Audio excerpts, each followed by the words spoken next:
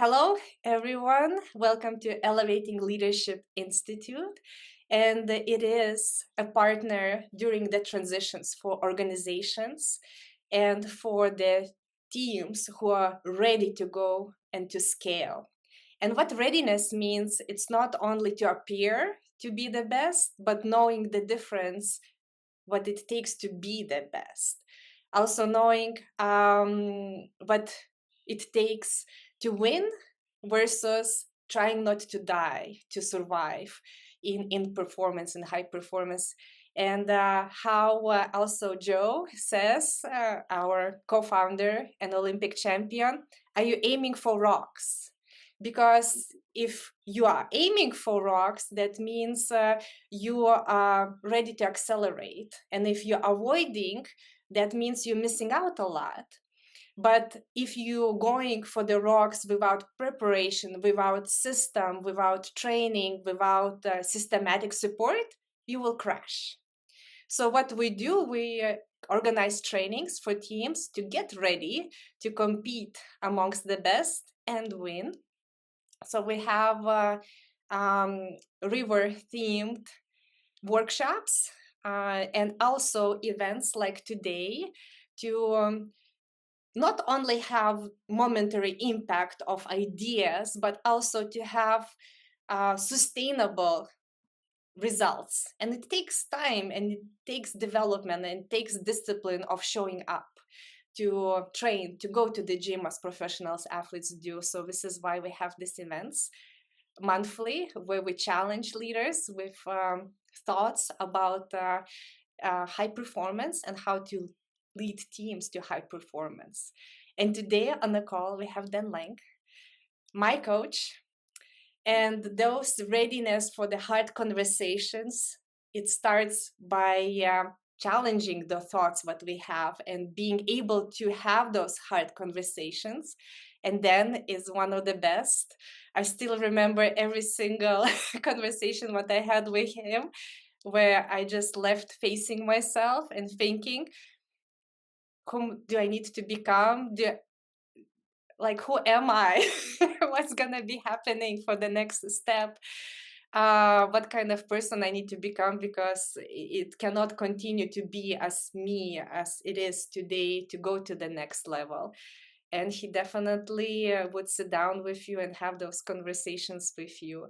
So Dan, I would love for you to start introducing a little bit about your philosophy. And also, you trained so many champions and you had only 4 years to transform a lot of different personalities to high-level performers in such a fast way, in such a meaningful way. How did you do it? Like, what is your philosophy? I think before I talk about that, I got to talk about my mentors and the people that I learned from. And when it came to coaching, I was very fortunate. Jim Bush was a legendary track coach. I met him at the beginning. I started at USC when I was 24, so I was virtually the same age as the people I was coaching. There was one guy on the team older than me because he'd been in the military. But the head coach at that point was at the tail end of his career, and a lot of people, they called him a dinosaur and thought he was, past his prime, and they were really, really wrong. He coached an era without technology. And from him, I learned how to look at movement, how to look at the process, and how to look at what is a cause, what is an effect, in a way that I kind of feel bad for the younger coaches because they have so much technology at their fingertips. They really don't seem to be anyways developing the same skill set of actually just watching. They video, they have it right there. Back in that day, you would video and then you would send it out to be developed and come back 2 weeks later. You're not doing the same thing. So you had to figure it out in real time. And from him, I learned that. The relational part I learned from my father. My father was an entrepreneur. He was a telecommunications consultant, and he was a master of relationships. And I don't think he didn't intentionally sit down and teach me anything. I just watched him as I grew up and modeled him, not even purposefully. But the more I go on in life, the more I realize, one, that the impact he had on me, but also the responsibility I have for the people, my children, and the people that I'm coaching. Um, in terms of different personalities, because it was a lot. Inga was on a team with a lot of big personalities, and she was shy and quiet and reserved. No, she wasn't any of those things. She was she was alpha female from the moment she stepped on the track. But there were a bunch of alphas in there, and um, I think the answer to your question is it's because it was relational, and it was because it wasn't an assembly line. I was really fortunate that I got elite athletes at a very early stage in my career when I knew what I didn't know. I understood. I didn't think I had all the answers. So I developed the approach of let's go figure this out together. And as much as I learned from Coach Bush and my father, I think my greatest teachers have been the athletes I've worked with because in every relationship, I was able to work through something new and something different. And it just built my toolbox for how to go and find out what works.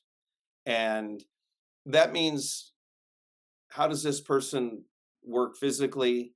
How does this person work mentally, emotionally, spiritually? And how do I navigate within their process? I think I realized early on it's their journey, not mine. I'm just a facilitator to their greatness. Inga had, she says I helped her figure. I didn't think I changed who she was at all. I just think I held up a mirror and showed her who she was. Sometimes that reflection wasn't what she wanted to see, but So, sometimes it was much better than she thought as well. Um, and just none of it was intentional. It was the circumstances I was in. It's high pressure at USC. You have to succeed or you get fired. And that was the environment I grew up in. And it just became, that was normal to me. When I left USC, I was there for 33 years. Um, I was shocked at the other environments I've been exposed to now because it's just not nearly the same pressure, which in some cases is nice, but also I see people are not developing because they're avoiding the rocks. Because at USC they put a rock in front of you whether you want to avoid it or not. And in life that, kind of tends to be the case. And my philosophy is making sure that we're using a sport to help prepare people for life because after about I'm going to answer the next question, Inga, if that's okay. and She next said, question, yeah, yeah, yeah. how has my philosophy evolved? Yeah.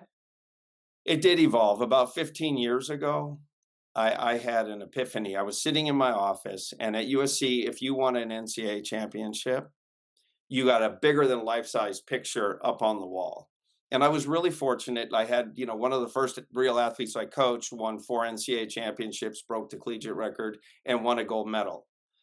And that attracted others. It became easy. I didn't do a lot of recruiting. People wanted to come at that point. But one day after about 15 years, I was trying to figure out when it was, but it was in my head like it was yesterday. I looked at that wall and I thought, the vast majority of these people are train wrecks after.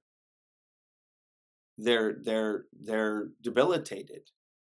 But there's a few of the super elite that have gone on to crush it.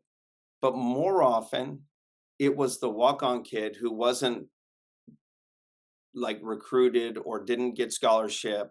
Those people who learned to be excel, those people were crushing it in life almost universally. And so I went on a mission to try and figure out, well, what's the difference?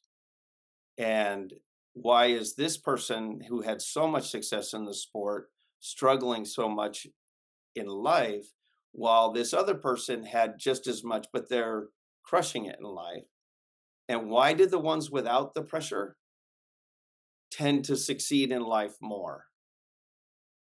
Um, After a lot of thought and observation, it all came down to how they motivated themselves. And it goes back to the rock story, I think. The people that were just thriving, trying to be great, learned how to thrive and be great. The people that were motivating themselves negatively, I'm not good enough, I need to do better, everybody else is better, um, that fueled them, and it works for a while until ultimately it pretty much just makes them hate the sport because they have to keep going. They have to keep going deeper and darker to get the motivation.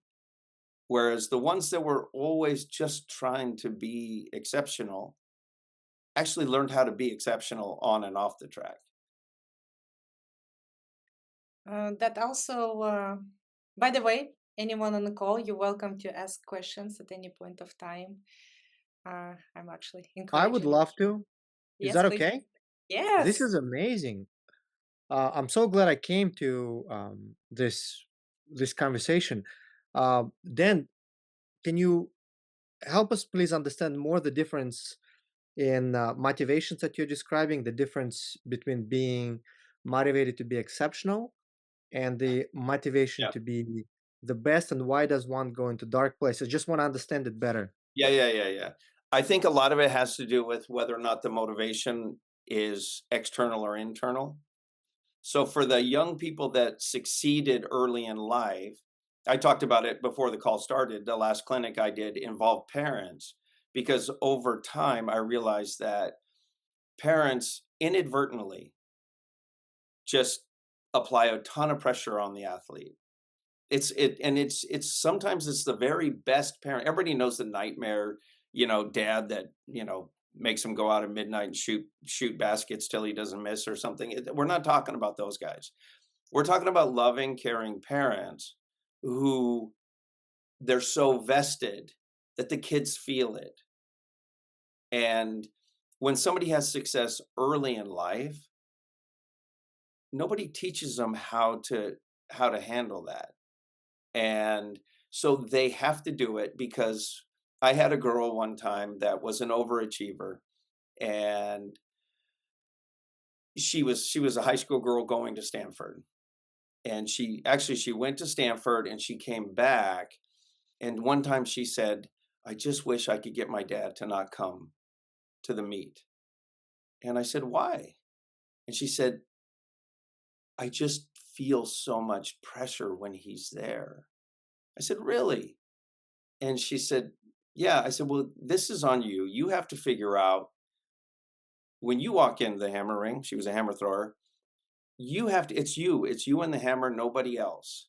And your dad's love doesn't depend on how far you throw this thing." And she said, she looked down, she said, "But he's so happy when I do well, and he's so sad when I don't." I happen to have a personal relationship with that father, and the very next day he said, "My kids are lucky. I don't put any pressure on them at all." There was a huge disconnect, Mm. a huge disconnect.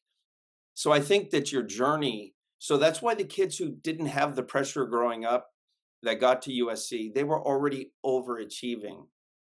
But when you were, I'm working with a guy now who is the high school national record holder in the hammer. By the time he got to me, he hated the sport, like hated sport, didn't want to be doing it. And we've spent the last 5 years trying to find a way to make the sport healthy for him. Um, and he is a loving, caring family. It's just he was pushed to do it. He didn't choose to do it.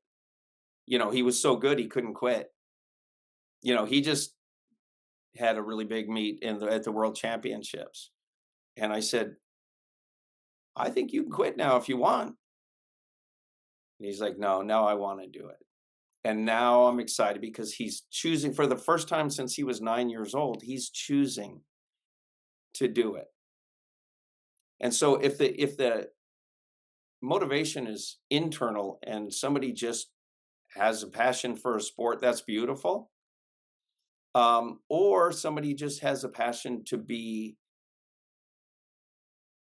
exceptional in something, and that sport happens to be where their physical abilities, allow them to fulfill that potential. That's beautiful. But when it's imposed on you, and then you start and look, inherently, some people are just negative.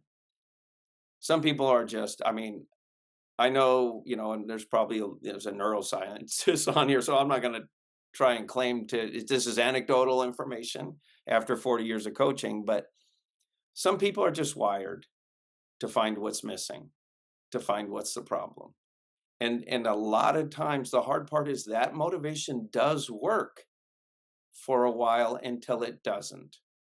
And I don't know if any of you have watched The Weight of Gold, Michael Phelps uh, documentary, but when I saw that, none of it surprised me. I was just like, oh my gosh, this is what I'm seeing. This is what I'm seeing. And so 15 years ago, I just thought I'm not really necessarily proud of what I'm part of here. Like, I don't want to do this if it's not healthy. So how has my philosophy changed? It's trying to be exceptional and elite in a healthy way. Something that teaches you how to handle adversity effectively and how to grow from it versus how to just internalize the pressure and you can manage it, but you're not thriving in it. And at the end of the day, thriving in the pressure is the healthy way. I want so much now to ask the question because of motivation. I feel like when I arrived to USC, yes, my first coach showed me the passion for sport, what something what you do, you can really love it, not only do it for paycheck, but at the same time, you described yourself like you hated me coming to practice because Oh I, yeah. I had this motivation where I knew if I'm not gonna perform well, I will go home. Like I'm not gonna, the contract not gonna be renewed. Also, I knew I can be better, but it's not happening. Like I make a throw, I know I can do much better, but it's just not happening. I was always angry in the beginning. Oh really? Um,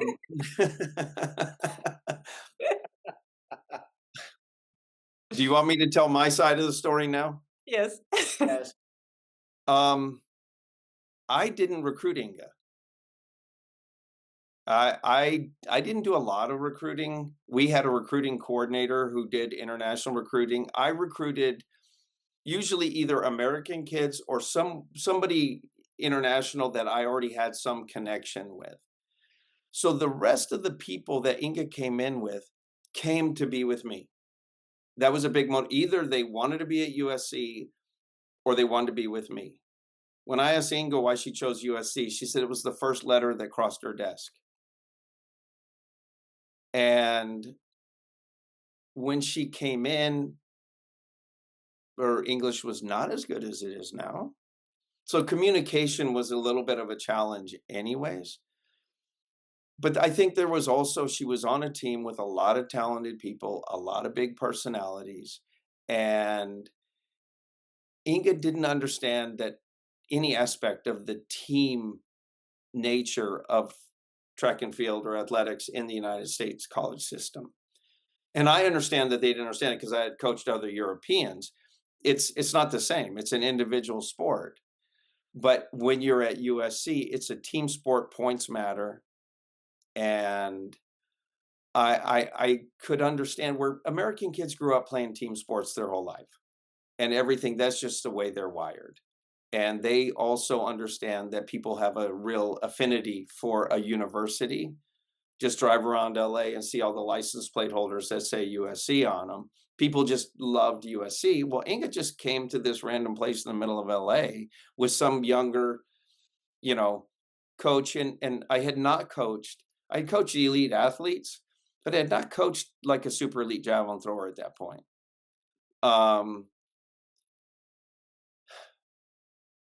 It was a challenge. It was a challenge. And like I said, I told her the other day on the phone, I dreaded. I had knots in my stomach when she came out to practice. Because it was combative, always combative. And I didn't understand this until things turned around and she told me something. I'll just go through the first 3 years were rough. Even though she won nationals once, got second twice, we won a national title by everybody else's definition, we were succeeding. But she was right. She could throw further, and it wasn't effective, and our communication was not smooth. My favorite Inga story. One day, I tried really hard, and what happened was I separated her from the rest of the team, because it was good for her, but it was good for the rest of the team too. And it was better for me to just be able to focus on dealing with Inga. And I say all that. I didn't like coaching Inga. I always liked Inga. It wasn't personal. And what I loved about Inga is you knew where you stood. I respected her. She worked hard. It wasn't personal. It was professional. And so I really was just trying to find a way to connect. And one day she was throwing particularly well. And I go, "What are you feeling?" And she said, "I feel like a cat. And I feel like I'm pawing at the ground and I'm taking the energy just like a cat would in its stock." I'm like, "Oh, that's put that in the bank here." The next practice she was struggling, and I said, "Well, maybe you could feel like a cat." And she goes, "Ah, today I'm a butterfly." I was like, I was supposed to know. And now I'm like, well, what does a butterfly feel like? Trying to figure out, but butterflies apparently don't throw far. Cats throw far. I would try anything. And it was such a huge change from where she had come, where her previous coach had all the answers. And in Eastern Europe, the coach, that's it. You say, I do. That's it. When Inga came out to me, I said, "How do you feel? We do something. What do you think? What if we tried this or this? Which," and I'm looking for which connects with you. After 2 years of struggling, the third year, I said, "Look, I'm tired of fighting you. We'll do it your way. We'll do it your way. Get me any information you have from your previous coach." And she came with video, and I was trying to understand his technical model. But the thing that stood out to me was, oh, she's a brat to him too. This isn't personal. Like you could see, I didn't speak the language, but I understood that. It's not personal. And so we did it. We would meet every Sunday and go over her training. She could call the shots. I'm like, I'll do whatever it takes. She could call the shots. And we did it her way. And we got to the national championship. She was in second place. And I don't know if you remember if you had one throw or two throws left, but I pulled her off the field because she was going to blow her elbow out. Her elbow was hurting. It's a common injury and it's catastrophic. It's a whole year out, Tommy John surgery. I pulled her off the field at the national championships because I loved and cared about her. That message didn't translate to her that way. And she was a competitor and she didn't want to get second, but I pulled her off the field. I don't remember much after that, except for the next fall she came in. It was a Friday. And I said, I don't know what to do. I don't know. We did it my way. You didn't like it. We did it your way. You didn't like it. It didn't work. Like you were shooting daggers out of your eyes at me when I pulled you off the field. And she said, yeah, I was. And I said, well, go shoot him in the mirror because we didn't do anything that I wanted to do. That was your way. You go shoot him in the mirror. And it was Friday. We had no resolution. She left. I said, we'll take it up on Monday. I'm going to get choked up. She came in Monday, sat in the same chair, and said, "You say I do." And from that moment on, but in that conversation, she said, "When you ask me what I think you don't know what you're doing. When you ask me what I feel, it's like, it doesn't matter how I feel. You're supposed to tell me how to feel. You're supposed to tell me what to think." And in the process of like her understanding, it's not my way. I'm trying to help her find her way. And Inga was always curious, always enjoyed learning. Every other athlete came out complaining about school, and Inga would come out, just she and I walk in the field with the javelin, and she would talk about something she learned in her entrepreneurial class. And then we'd go, "How does that work with javelin? Like, where do we use this?" And we just developed like, it got to a point where I looked forward to Inga was like a light coming onto the track for me because I was battling everybody else's demons all day long. But Inga was, we were a team at that point.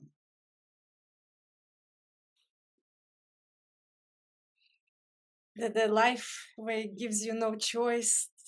And when you presented so well at that point, but it didn't work my way, and then you didn't have chance to express yours. And for me, it was really hard to build the trust, because before the authority, the confidence, what I could follow, it was stemmed from people being very certain, telling me what to do. And okay, that meant, but they know what to do and I can follow it. But when you first person actually asks me how you want to do, what you want to do, it's like, I cannot trust myself. I cannot trust my feelings. I cannot trust my mind in what needs to be the best. I never been the best version what I imagine myself. So how do I know? I need someone to tell me like, you're supposed to do this. So I really put a lot of pressure externally to tell me what to do and to get the best sources for me to be. And when you introduce that concept, what I actually can create it with the help with you, what works for me, that was so foreign, but I tried every way and didn't work. So it was, I remember that Friday and I'll remember that Monday too, when and when you would tell me, okay, what you feel, and I was facing myself, okay, now I need to face that question differently than before. And my instinct was again like, "Ah, who cares?" But like, damn, now I said I'm gonna do it differently. And now I need to really answer this question. I do remember like in that thought, like now you said you're gonna be different and do differently. Like how you monitor yourself not to revert back to your back behavior. I feel that was very, very, very, very hard. I think there's two other things that help, and you have to tell me because you experienced them. But at some point after about 3 years, her coach from home passed away. And I think that made it okay for her to trust somebody else. I think that it made her it like that Inga was loyal, and to trust somebody else who's completely opposite was hard. But I think that in her mind, it was now okay. I first of all, that tie's cut. Now I've got nobody. I better trust this guy. And I wasn't part of this, but there was some sort of intervention that happened with you and the rest of the team, Yeah. and that I didn't find out about afterwards. And I don't know what was said or done in that. But Inga, you told me later it was the first time you really realized that your actions and your behaviors affected the people around you. When you said I came from the individual, mindset, I thought like, I mean, who cares? Like all these people are individuals, like we all do our job, and this is my job to throw far, and does not matter the way I do it. Like we all do it our own way, and I reach results. So what you complain about? So I had a lot of that mentality, but yes, there was team intervention. And right away after that team intervention, how they didn't like how I behaved during practice the most. They really felt bad how I treated you. So I was just, yes, you need something. Oh, can you hear me now? Yes, yes, Okay. we can. So I called you and I said, do you really have a problem? And this is when you said like you don't really feel excited when I come to practice. I was being nice.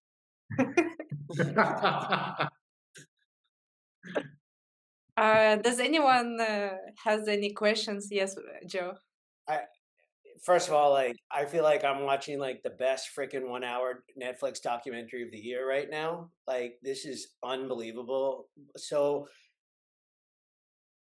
Dan, first of all, I mean Dan and Inga, thank you both. Like this, it really is very moving, and I'm taking so much away from it. Dan, my question for you, if we kind of just sort of exchange the word coach with leader, it's so clear that like I think all of us can like sort of, it's like we can go back, we're time traveling backwards. We're feeling the weight you were carrying, not just with Inga, but I also, you know, you had a relationship with a lot of other athletes as well. We're focusing on one, it feels like we're focusing on one particular athlete today because she's here and hosting this call. But how did you, or did you have a way of working with the weight you were carrying, a way of doing, of kind of releasing in a healthy way, or did you not figure that out for later? Like I think a lot of leaders are trying to figure out this point. I think carrying the heavy excess baggage is one of the hardest things that we see in our society right now. How did you do it? That's a really interesting question. I worked really hard because my thought as a leader is if I work really hard, they'll go, yeah, we work really hard. And people around me did work really hard. This generation's a little different. You know, I have a younger group now and I work really hard and they think, yeah, that guy works really hard. You know, it is a different generation right now. I mean, I'm not negative about it. I just think we got to go deeper in to meet them where they're at, and it's further path to lead them. But in terms of what did I do, I would say that the last 10 years at USC was really not very healthy for me. Like I don't know, I did it because I could. And I think I thrive in knowing, like I kind of thrive in working hard and going harder. But I do think that at some point it wasn't healthy for me. But that's all I knew. I was 24 when I started. Like we realize now your brain's not even fully formed. I didn't know any other life as an adult than that. And when things fell apart at USC, it was like a brand new, just like the world opened up, the world I didn't even know existed because I was a parent as well. And when you're a dad and you're a coach, you just serve others all day long. That is what you do. And I think that there's a window of time where that's okay, but I think I kind of went past that window. So to answer your question now, since leaving USC, I've worked out more, I eat better, I sauna 4 times a week. The mental aspects of it, I'm inherently positive, so I just naturally could just twist it and turn it to a positive thing. But Inga was always 3 years of struggle, of like real struggle, to magic. I'm like, how do you give up on anybody at that point? How do you give up on anybody when it wasn't like Inga just became okay? It was like that then the athletes actually give energy back. Like she was filling my cup. Mm. And I think that I was able to do it in the best cultures because that was my safe space. I did learn how to build a culture. You know, track is a team sport, but it's sub teams. And the throws program was always a subculture. And that was my safe space. That was where I was happy. That's where I could thrive because it was like-minded people all trying to be exceptional. So it was the external forces, head coaches and parents and, you know, all those other things that made it hard. But when I was with my group, I could do that all day long. And I don't know if that answers your question. I think it's helpful. It's really good. I'm listening, and I'm also look. I still am moved, not even by just the words, but just some of your body language and some of the the emotions you brought forward today. Because it's like I think you see a sense of just like allowing yourself a sense of feeling, which like it's one of my favorite qualities in any leader is like someone that kind of allows their feelings to come up and then is authentic and fully feels the feels. Like I think that to me is in the world today, it's so easy to cover up, so easy to hide. And so, yeah, I'm always interested in this topic and what that evolution has been like. And, not only did I hear it from you, but I think we all could feel it from you, not in the head part, but in the body part. You know what I mean? The heart and gut. Yeah, Yeah. Thank you. Thank you so much. absolutely. And I think I want to jump in, guys. Sort of, this reminds me. There's a story, at least in our part of the world, about, like a fairy tale about a really heavy door that you can only open when you push it with your with your pinky. You can't really open it with any force that you actually apply. So sort of this somehow reflects this journey that you described and that you went through with Inga, is that I don't know whether I'm getting the right impression, but that's sort of the picture I'm getting here, that instead of trying to push that door, the door of Inga, I mean, you just stood by it until she became interested in actually opening up, which sounds like for 3 freaking years it's really hard really hard work.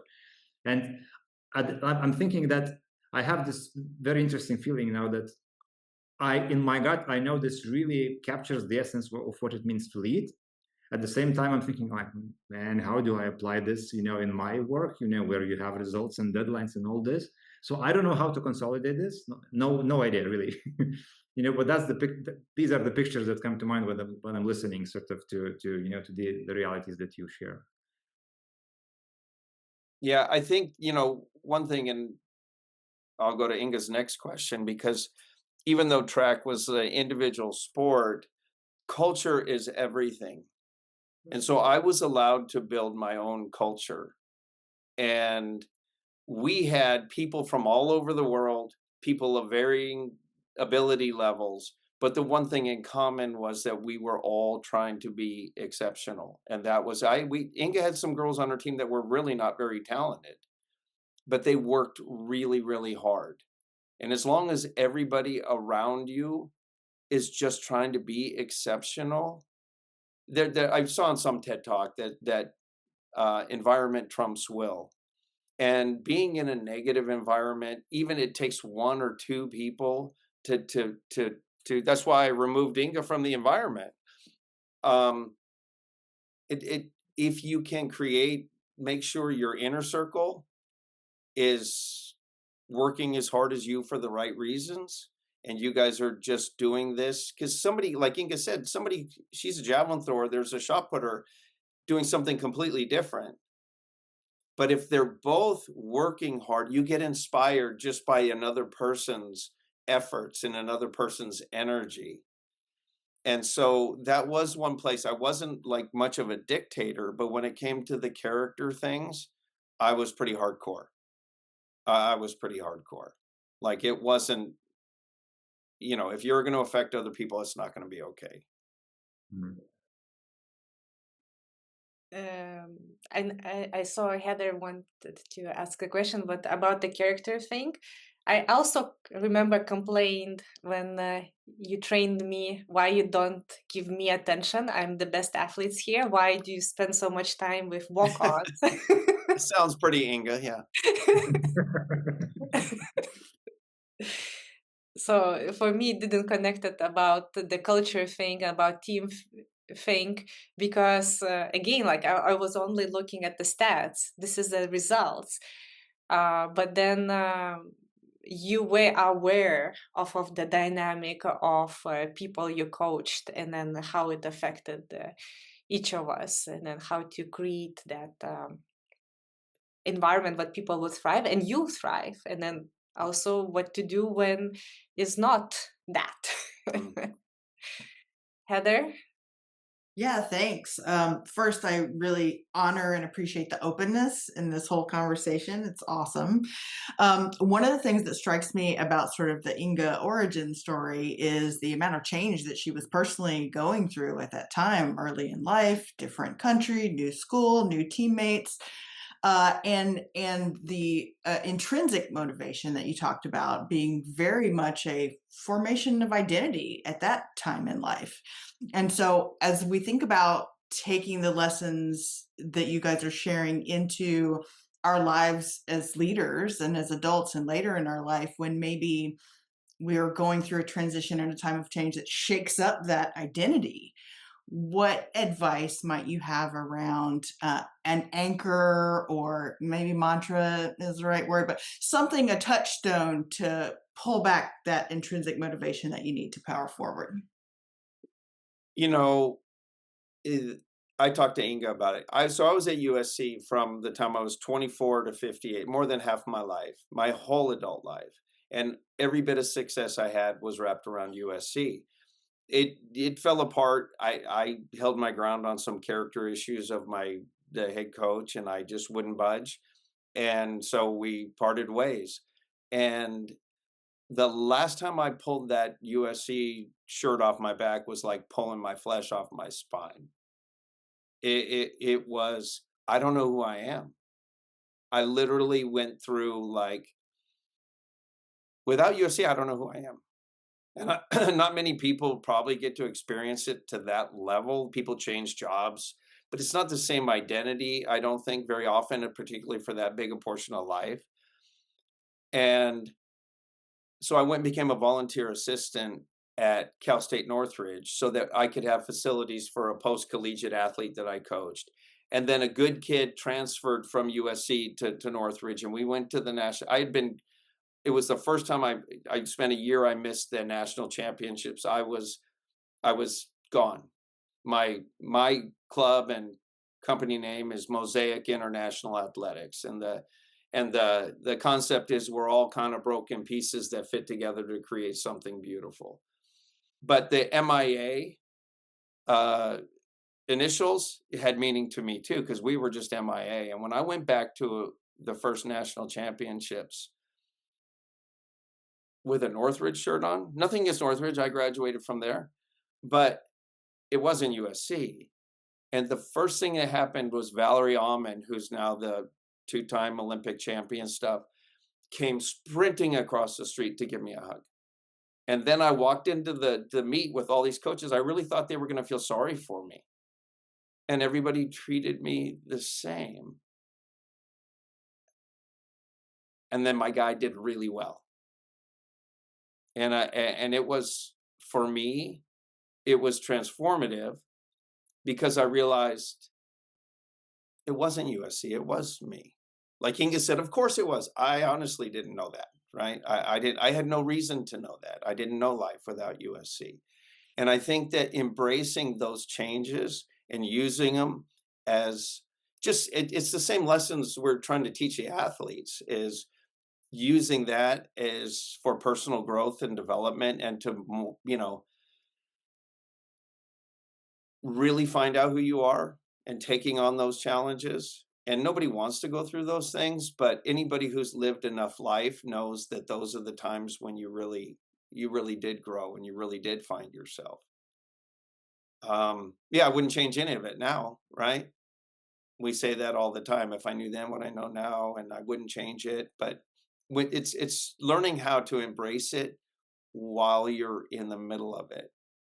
I think if you ask that's my answer to your question, is embrace it and know that somewhere this is going to be good.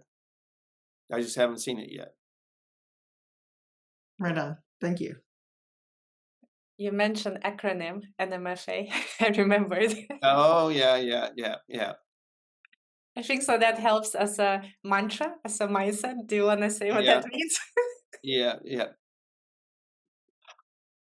It's a story. I had a guy who was a pretty talented big discus thrower, and he fell in love with a girl from Brazil, stopped going to class, just fell apart.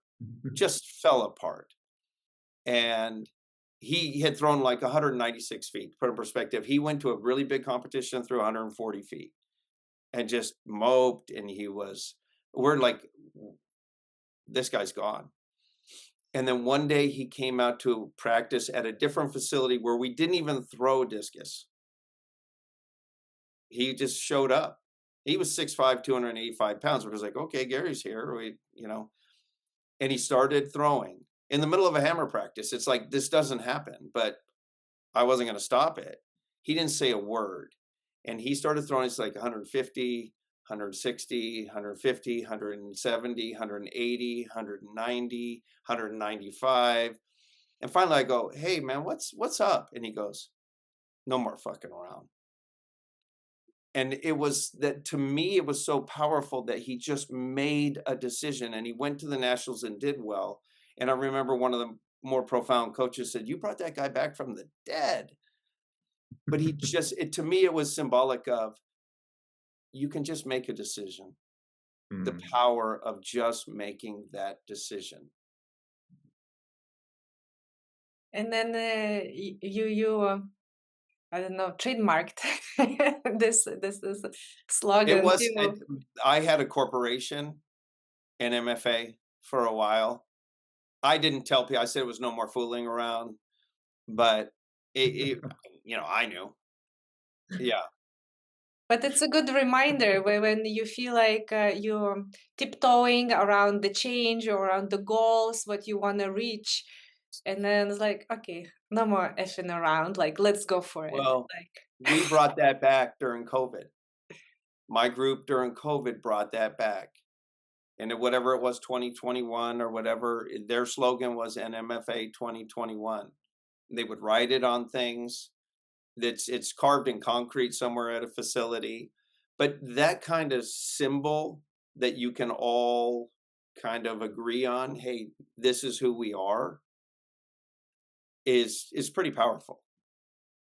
I love the clarity in it. I think that it's so, helpful. I think so much of the struggle that we see, whether it's procrastination or, certain kinds of avoidance, it's often comes from, I think, from from challenges with clarity. And I think something about and NMFA is that it sort of says, the prompt is, let's get clear about what we're doing, and I think when you're clear, I think some of those other ancillary challenges start to go away. And then if you're not finding enjoyment in that, then you've got a problem worth working on. But I just think the call for clarity is fantastic. I love it.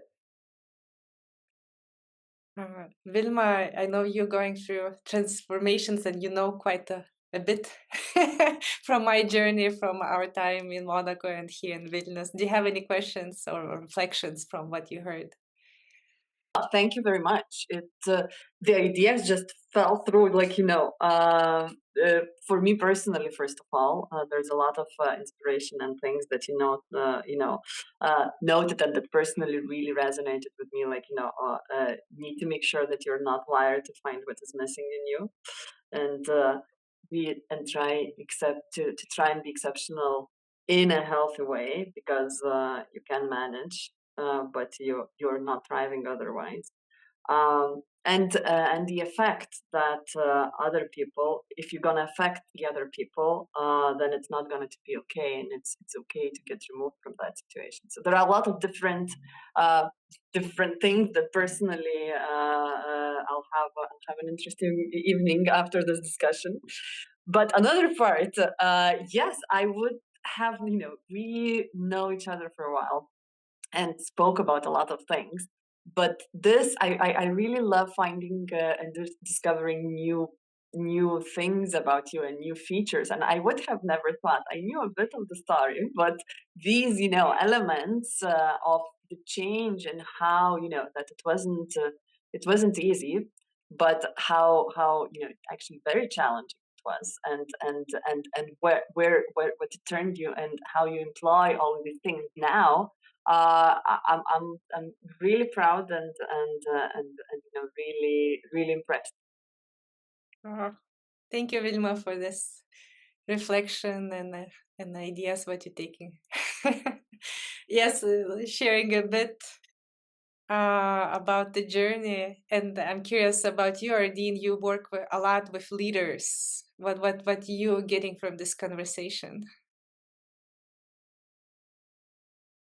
This conversation is really interesting to me, less from a professional point of view, even though that's valuable, but it's really interesting to me because I coach two of my kids' soccer teams. I have a sixth grader, I coach her team, and I have a third grader, I coach his team, and it's just a very interesting process. And we talked about the young generation. Then you mentioned how you observe that the younger people are different.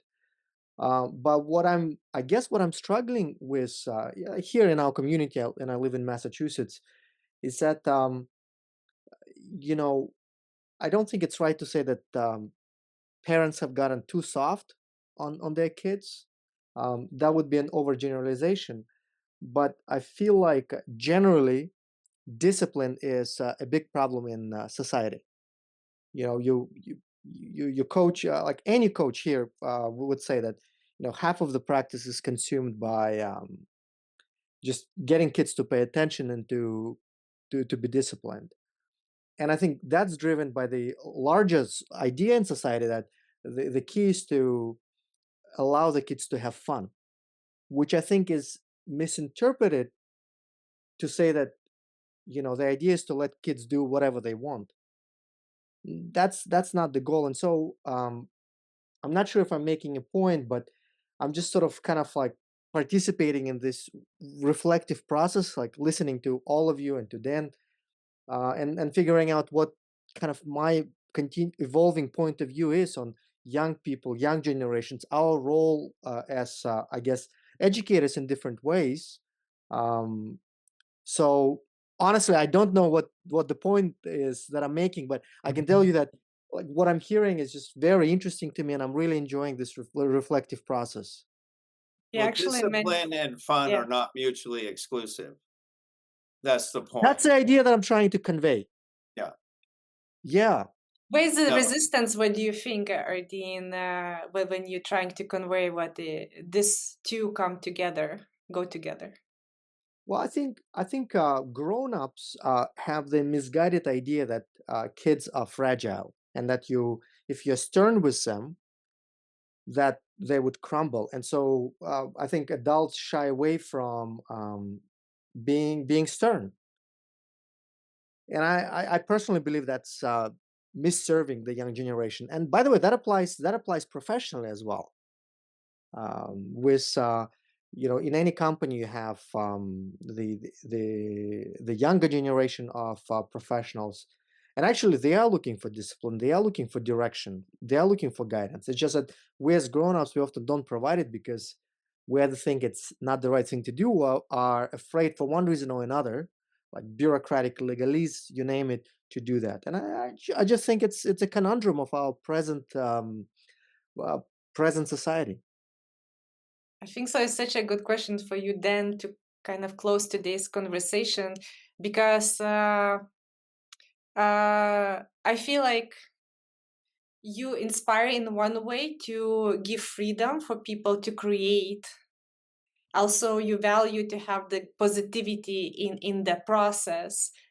But at the same time, like me, I also struggled without having like really strong person telling me what to do, because I needed to become that strong person to be able to give what I need to myself. But you were next to it, not budging. Can you maybe even sum up this aspect of discipline, fun, and having tough conversations? I think what I said, they're not mutually exclusive, is important. And I gave you the freedom to explore your technique and all that. The hard conversations were always about character. They were always about, not about throwing far. They were about attitude. They were about character. Nobody had to push you to train hard. So you weren't somebody who had to push to train hard. I had to push you to be nice. I didn't even have to push you. I just had to show you when you weren't. And I think that goes down to even the age children you have, is they can have fun at practice, but it doesn't mean chaos. And I think that this, even college age kids, really, I think you're hitting the nail on the head. A lot of them are seeking some boundaries, but it has to be delivered in a loving manner. I think you always knew that I cared about you as a person. It's my dad will get me choked up too, but he said you got to love them a lot and be really hard on them. But you can't do one or the other. You got to do both. And I think in leadership, that is now more needed than ever. Both sides, more love, more compassion. It's more extreme, but then sometimes the discipline, if it's delivered and they know that you love and care about them, they'll hear it. If they think you're doing it for yourself and your own benefit, it's not going to be well received. One of the LI values is kindness. We're really particular to put that also on our core, how we operate. Daiva, Vincent, I see you show up. Do you have any last words before parting? So I just want to, first of all, thank you all. It was really insightful, and probably, for me, most important, because I found quite many parallels with business building, because you also need strength.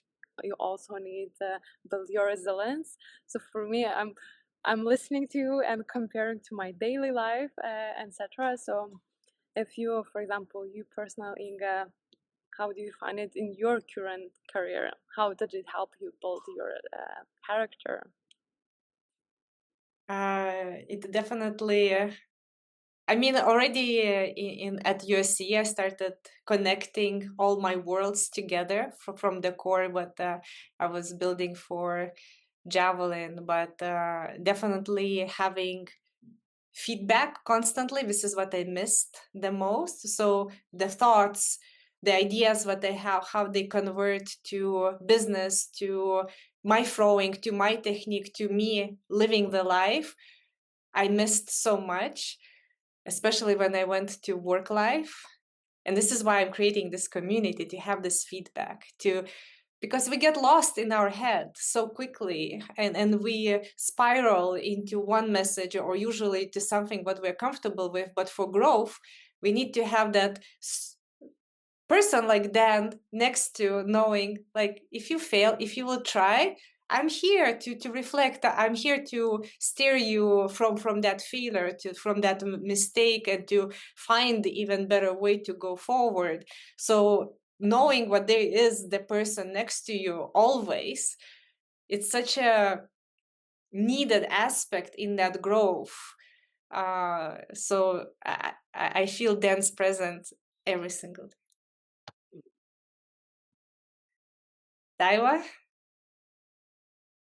Hi all. Thank you. It was very interesting. And this final thought, final sentence then that you said about loving strongly and being hard, it's such a nice idea that I find very useful both on leadership, but also a lot with my kids, which is not very easy to balance this, to keep the discipline, to have the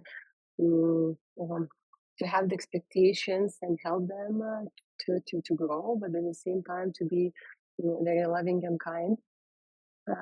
But also what I loved in the beginning, you said that it's very important from which energy we operate, and maybe not maybe word by word, but the idea that I got was that there were kids or sportsmen who were operating from this energy that I'm not enough and comparing always with others, and it's very different when you feel that you are enough, but you just want to get to be better.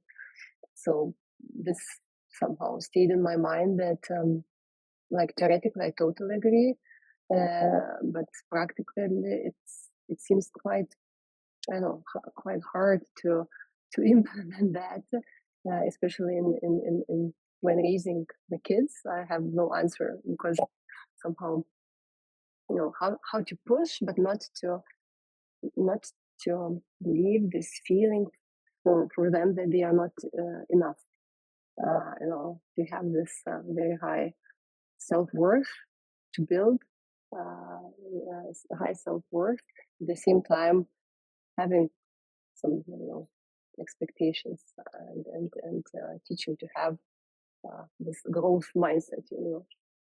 So that are my thoughts. Can I address that real quickly? Yes. Learning to perform at a high level is hard with external pressures and all that. One of the things that I learned, because being a parent made me a much better coach, a much more compassionate person when you realize you're dealing with somebody else's child. I tell people, do not send somebody to a hard coach who doesn't have kids.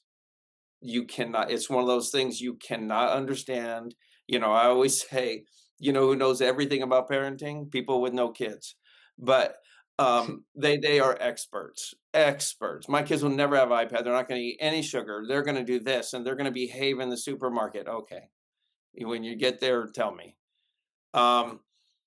But what I found really useful in coaching that I did try, look, anybody who tells you they nailed parenting, get away from them as fast as possible. There is no such thing. There is no such thing. And when you realize that everybody leaves the home with some gaps that only the world could fill in, that's just how it works. Even the best parents leave some sort of gap that only if you could fill them in, they wouldn't have that gap. And you have to allow third parties in life and the world and experiences to fill those gaps. And parents here anyways, do not allow that to happen. Learning that my sons were going to need, I was the third party guy for everybody. Why would I need a third party? Because you're a parent and they just aren't going to hear certain things.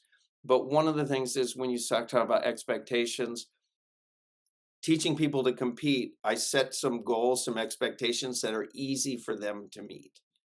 So if it was Inga, I go, you throw over 50 meters and you're done.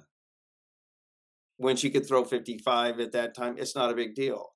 But as they get better at meeting those expectations closer to their potential, they learn how to succeed. If you set the expectation too high, too soon, and they're failing, then you're teaching them to fail.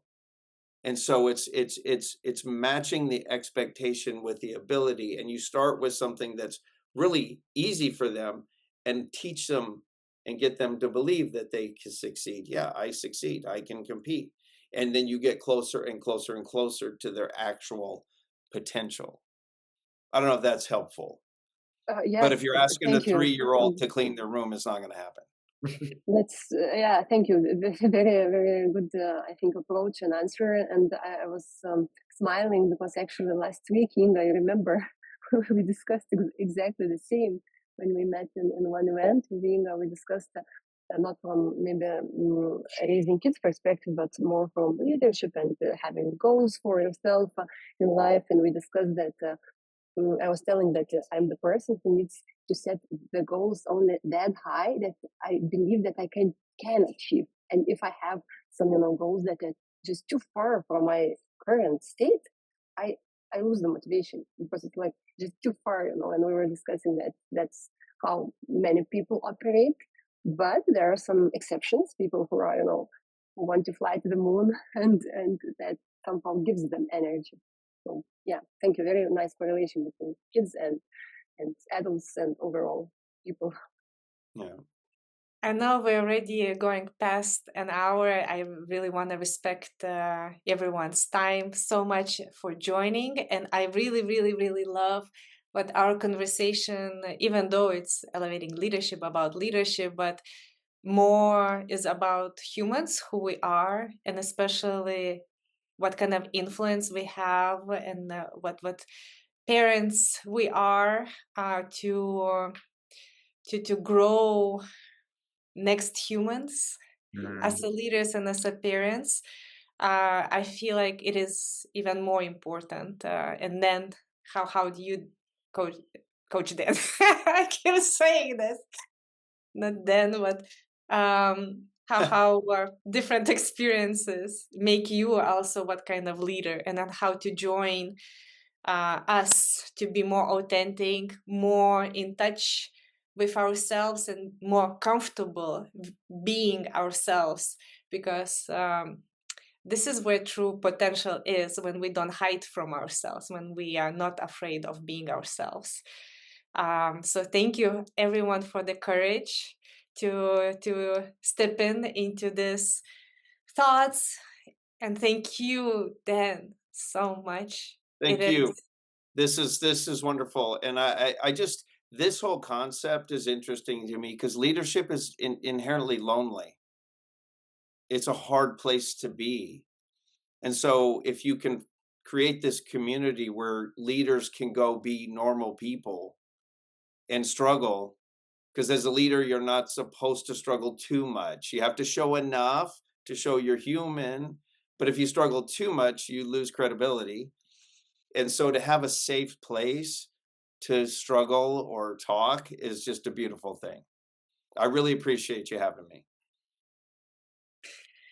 Thank you, Dan. Thank you, Dan. And I think I want to thank you both really for, first of all, Dan, you captured in 1 hour the essence of what LA is about. So, Yeah. I love that you feel it. I love it. I want to thank you both for actually, I think, the sort of, I was trying to find words for the what I'm taking away from this. And to me, I think you defined throughout this conversation, you defined leading as a way of serving. And I think this is a very powerful sort of guide, I would say, for anyone in our position. I suppose everyone here understands what that means. A very powerful guide, to take away. I'm definitely taking this away myself. These meetings, I know, always run short. They end too soon. Yeah, I forgot to say, but November 6th is another 6th is with Jack Grapple, the pioneer of human performance. So wait for another invitation, everyone.